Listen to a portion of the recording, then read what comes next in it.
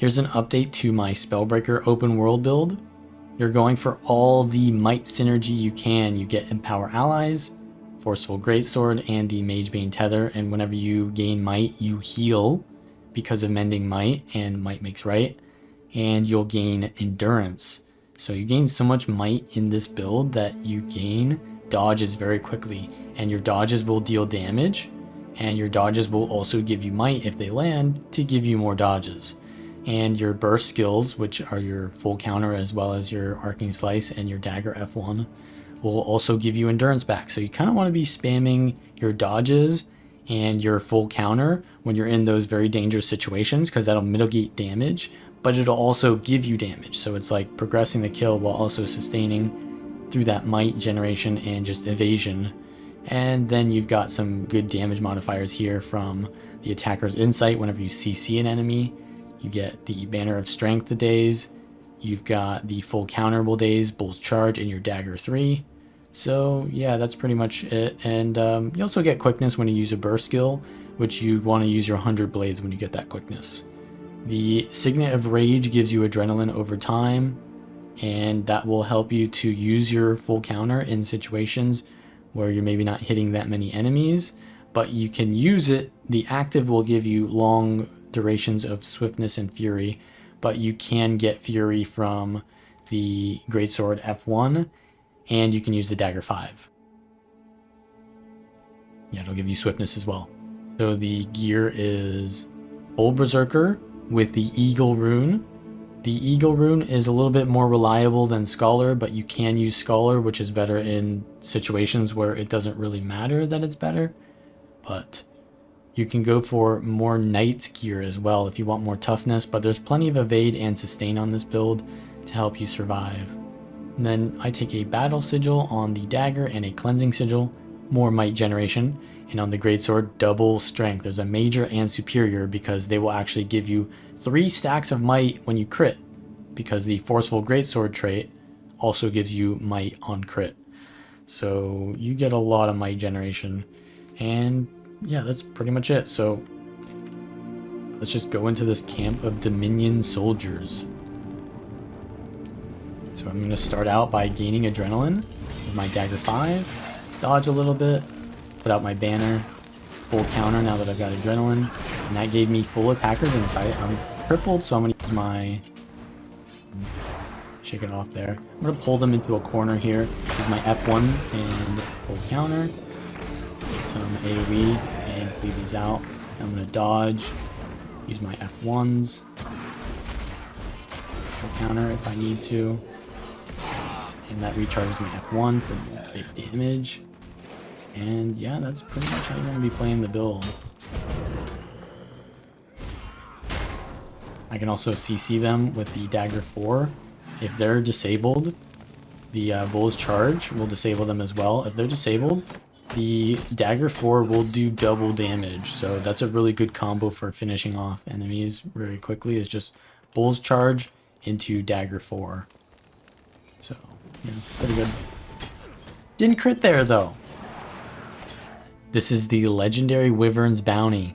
It's a pretty good test for the versatility of your build, because you need to do a lot of things in this encounter, and if you fail to do any of them in a efficient manner, then you're not going to meet the time limit to beat the boss. So at the start here, you got to take out these Fire Wyverns, and it's a test of your ability to handle a bunch of mobs at the same time. If I try to take them out one at a time, then I'm going to run out of time. But if I try to take them all out at the same time, then I could take too much pressure and die, and that'll tax me of even more time. So it's a pretty good test of at least this first part of how you handle multiple mobs. So yeah, we're just using full counter when we go into those fire fields, because full counter is an evade and will also do quite a bit of damage. So it's usually the best thing to do. If you're going to get value out of full counter, it's usually the best thing to do, because it does good damage, and it will CC, which will give you attacker's insight, and it will evade, so it prevents damage. So as long as you trigger it, like if you're not going to trigger it, then it's obviously the worst thing to use, because it won't do anything.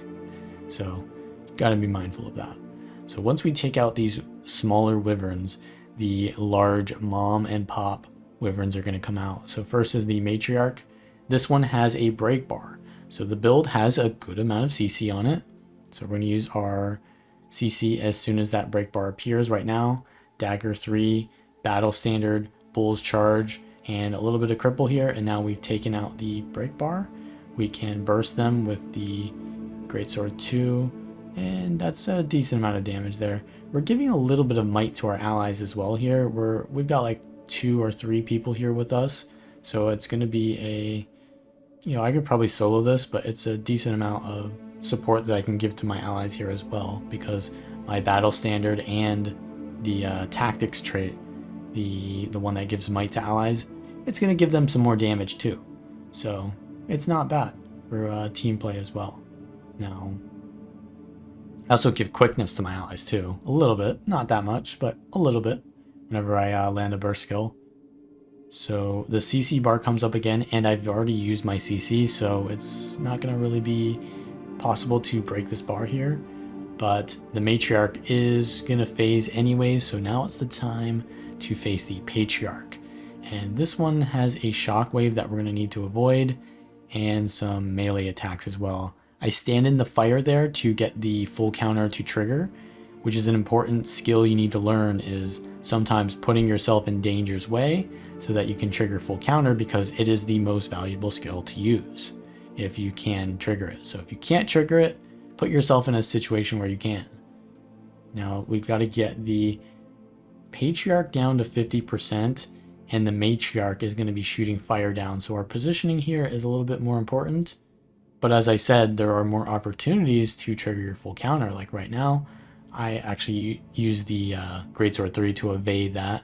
I can use the full counter here, but actually that shockwave doesn't trigger it because it doesn't have a packet of damage. So it just removes your stability. But full counter still prevents the shockwave, so I guess it's good. I'm going to use my Bull's Charge to chase, and the Patriarch is now at 70% health. I'm going to use my F1 here because I've got adrenaline. Full counter in the fires, and full counter also recharges your F1 as well. So usually you don't have enough adrenaline because this is not a discipline build, but if you're hitting enough mobs, you'll get enough adrenaline to use your F1 and then full counter and then F1 again. That does a lot of value.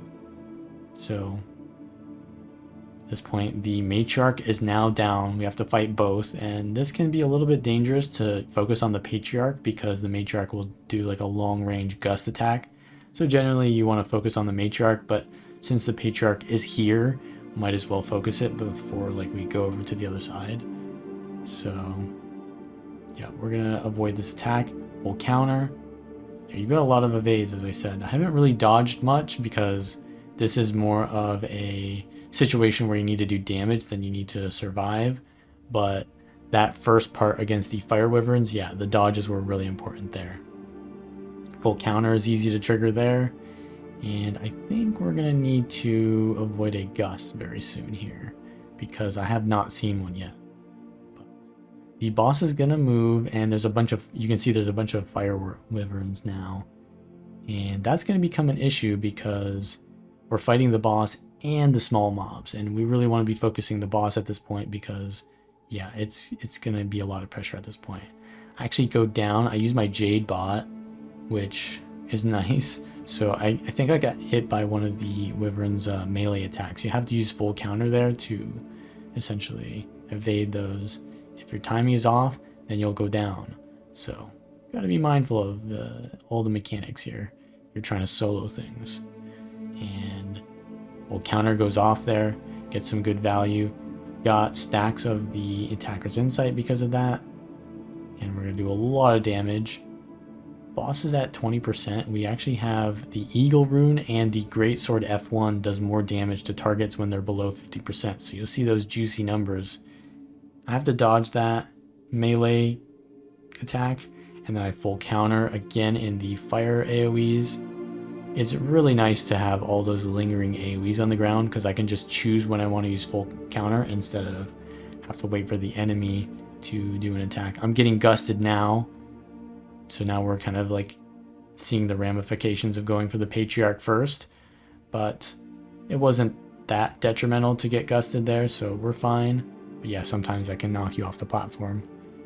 And yeah, we just got to kill the Matriarch. We've got 2 minutes left.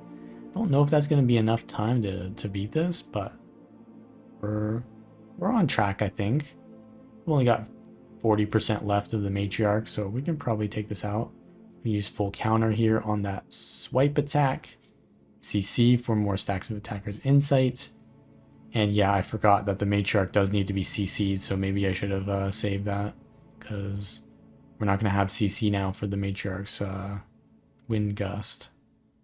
So here it is. Yeah, we don't have any CC. I can full counter, but yeah, I don't think we have enough CC regardless, so I'm just not going to do any CC yet.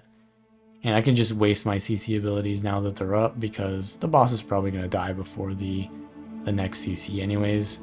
So that's something you have to be aware of. Full counter there at the last second to interrupt my 100 Blaze. But yeah, that's a pretty versatile situation to show the versatility of this build. Here's the legendary Troop Marshal bounty.